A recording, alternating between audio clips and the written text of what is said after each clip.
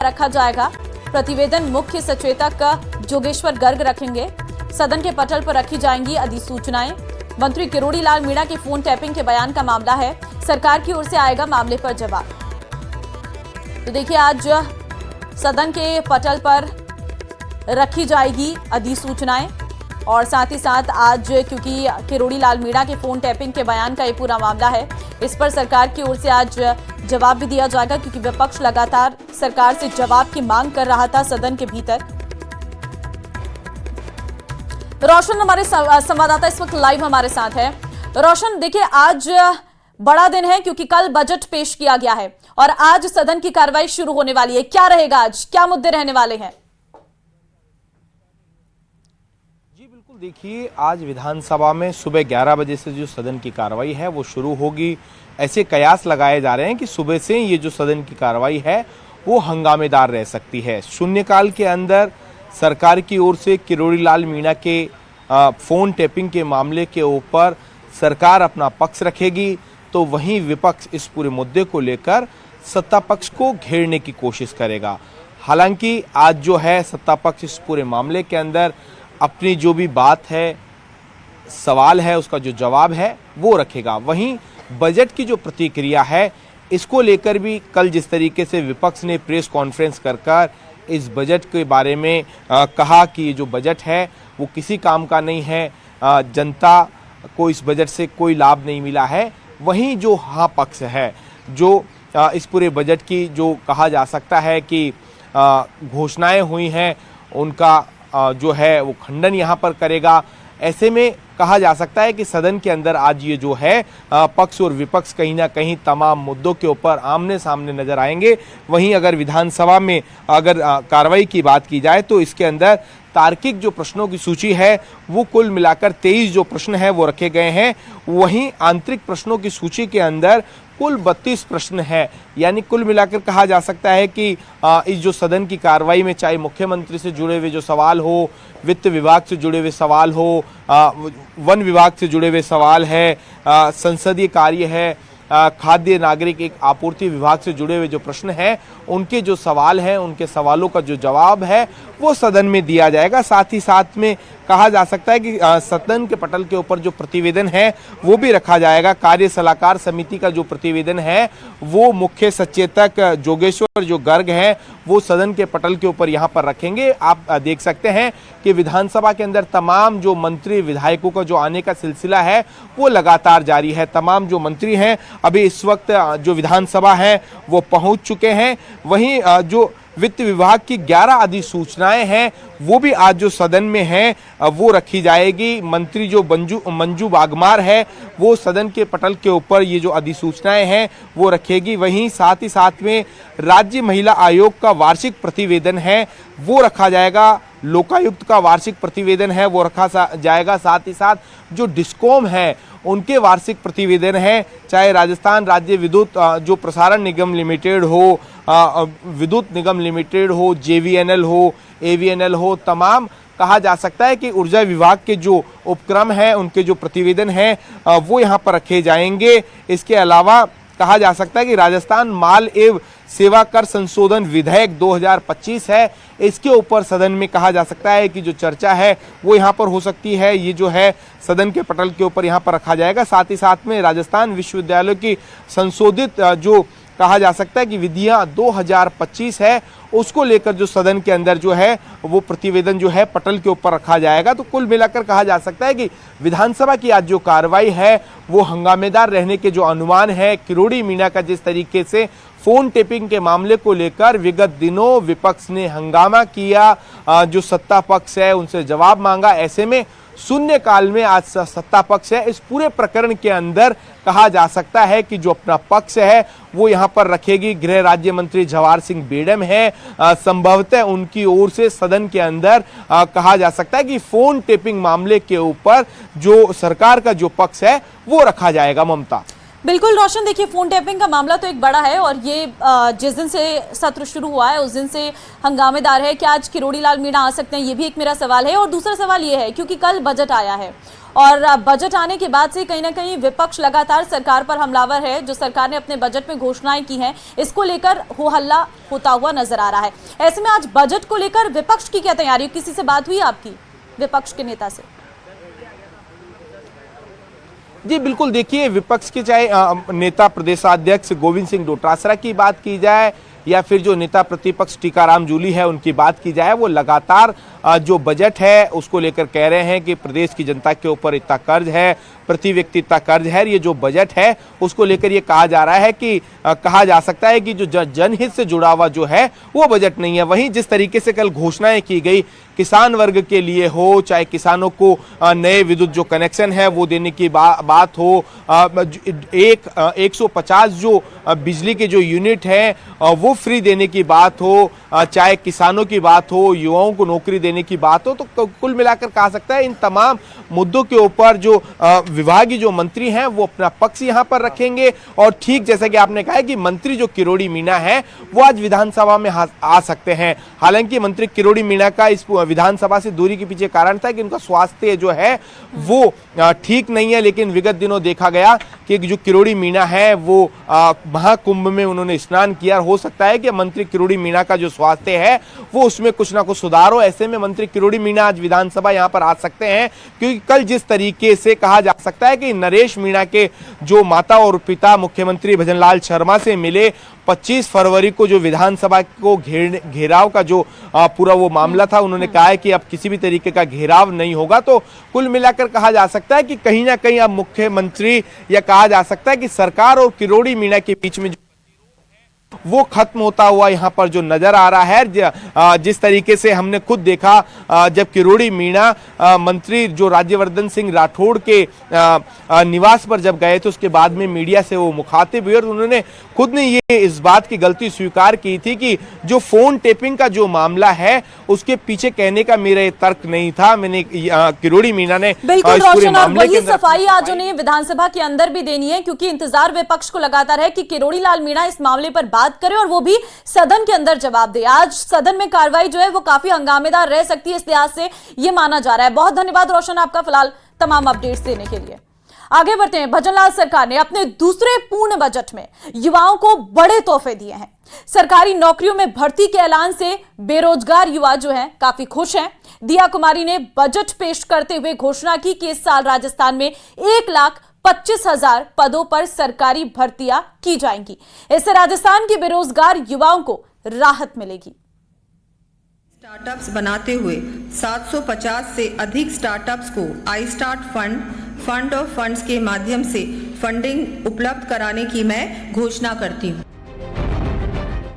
युवाओं को असंभव को संभव बनाने के लिए आवश्यक स्किल्स एवं संबल देने के लिए हमारी सरकार सभी आवश्यक कदम उठाने के लिए संकल्पित है। 1500 विद्यालयों में अटल टिंकरिंग लैब स्थापित किए जाने की घोषणा करती हूँ। बजट से युवाओं को मिला तोहफा, छात्रों के साथ बेरोजगारों को रोजगार, 1.25 लाख सरकारी नौकरियों की सौगात।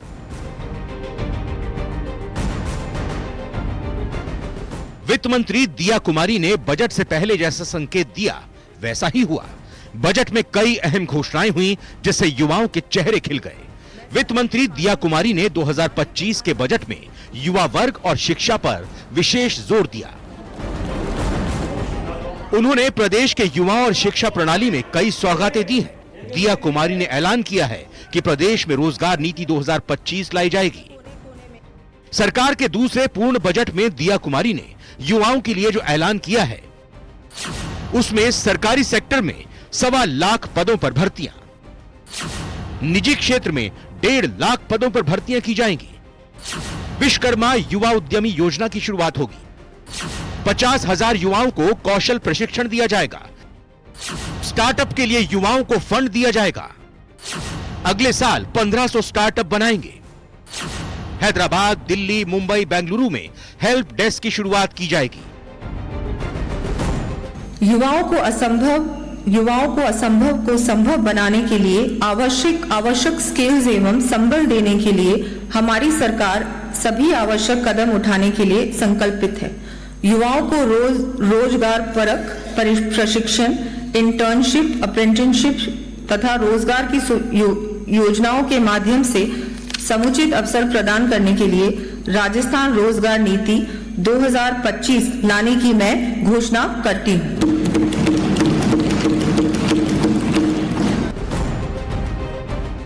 सरकार युवाओं के रोजगार प्रशिक्षण के लिए 500 करोड़ रुपए खर्च करने वाली है। इसके अलावा युवाओं के लिए करियर काउंसलिंग सेंटर की शुरुआत की जाएगी।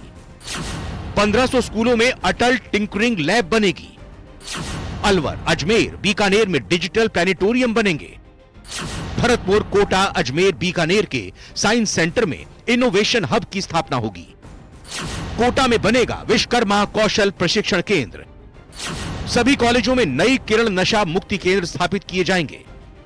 कोटा, सीकर, जोधपुर और जयपुर में युवा साथी केंद्र स्थापित किए जाएंगे।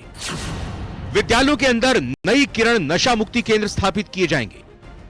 द्रोणाचार्य पुरस्कार से पुरस्कृत खिलाड़ियों को मिलेगी जमीन।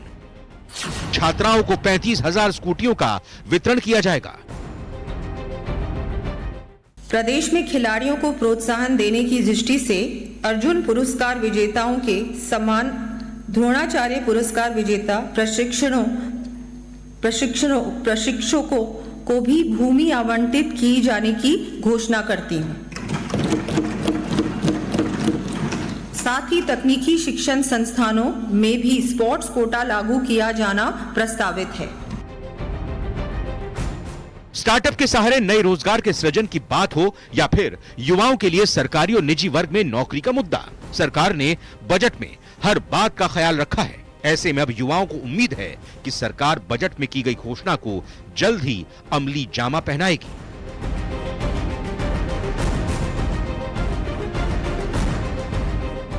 Bureau report, news 18, Rajasthan.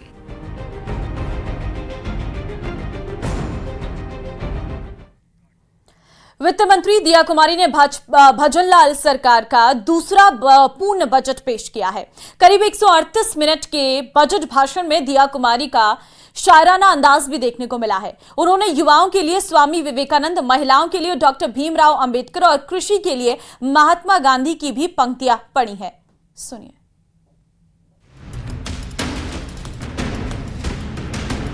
सबकी फिक्र में खुद को मैं मिटाती हूँ, हर वादा अपना दिल से मैं निभाती हूँ। इन्हीं पंक्तियों के साथ राजस्थान की वित्त मंत्री दिया कुमारी ने बजट पेश करने की शुरुआत की। तो वहीं गोविंद सिंह डोटासरा ने तंज कसते हुए कहा कि आपके भाषण से नाराज होकर 3 मंत्री चले गए। इस पर सत्ता पक्ष ने आपत्ति की, जिसके बाद स्पीकर वासुदेव देवनानी ने सबको फटकार लगाई। बातचीत नहीं बीच में। हाँ बैठिए। माननीय सदस्य नो भाई, दोनों ओर से कोई नहीं बोलेगा। इतना ही नहीं, दिया कुमारी ने 5,000 करोड़ की लागत से सड़कों के अपग्रेडेशन और मरम्मत के काम करवाने की घोषणा की और कहा कि कामों की बहुत लंबी सूची है। इसके बाद दिया कुमारी पन्ने पलटने लगी। इसी दौरान पक्ष विपक्ष के विधायकों ने एक दूसरे पर तंज भी कसे। बहुत लंबी सूची अध्यक्ष महोदय, एक बार पेज तो पलटूं। बहुत सारी सड़कें हैं सभी के लिए। दिया कुमारी ने युवाओं के लिए घोषणा से पहले स्वामी विवेकानंद की पंक्तियां पढ़ी। हमारी युवा शक्ति के प्रेरणा स्रोत स्वामी विवेकानंद जी की ये पंक्तियां बहुत ही सटीक हैं। युवा वही होता है जिसके हाथों में शक्ति, पैरों में गति, हृदय में ऊर्जा और आंखों में सपने होते हैं। इस दौरान दिया कुमारी ने विपक्ष पर तंज कसते हुए कहा कि युवाओं के लिए तो ताली बजा देते। इस पे तो ताली बजा देते, रोजगार है, युवाओं का मामला है। वहीं महिलाओं के लिए घोषणा करने से पहले दिया कुमारी ने डॉक्टर भीमराव अंबेडकर को कोट किया और उनकी पंक्तियां पढ़ी। हमारे संविधान निर्माता भारत रत्न बाबा साहेब डॉक्टर भीमराव अंबेडकर जी ने कहा था, मैं किसी समुदाय की प्रगति महिलाओं की प्रगति के आधार पर मापता हूँ। ये हम सबका प्रमुख दायित्व है कि हम अपने प्रदेश में महिलाओं के उत्थान के लिए हर संभव प्रयास करें।